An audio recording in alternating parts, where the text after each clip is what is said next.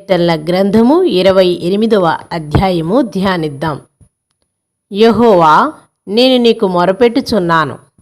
నా ఆశ్రయదుర్గమా, మౌనముగా ఉండక నా మనవి ఆలకింపుము. నీవు మౌనముగా ఉండిన ఎడల నేను సమాధిలోనికి దిగువారి వలె అగుదును. నేను నీకు మొరపెట్టినప్పుడు, నీ పరిశుద్ధ ఆలయం వైపునకు నా చేతులెత్తినప్పుడు నా విజ్ఞాపనా ధ్వని ఆలకింపుము. భక్తిహీనులను, పాపము చేయి వారిని నీవు లాగివేయినట్టు నన్ను లాగివేయకము. వారు దుష్టాలోచన హృదయములో నుంచుకొని తమ పొరుగువారితో సమాధానముగా మాట్లాడుదురు. వారి క్రియలను బట్టి, వారి దుష్క్రియలను బట్టి వారికి ప్రతీకారము చేయుము.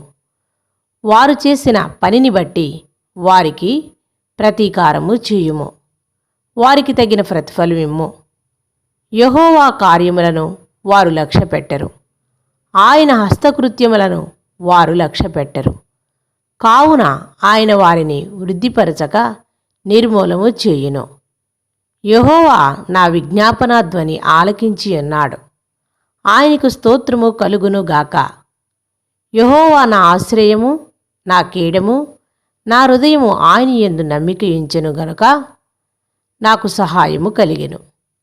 కావున నా హృదయము ప్రహర్షించుచున్నది. కీర్తనలతో నేను ఆయన్ని స్తుతించుచున్నాను. యెహోవా తన జనులకు ఆశ్రయము, ఆయన తన అభిషిక్తునికి రక్షణ దుర్గము. నీ జనులను రక్షింపుము, నీ స్వాస్థ్యమును ఆశీర్వదింపుము. వారికి కాపరివై నిత్యము వారిని ఉద్ధరింపుము. ఆమేన్.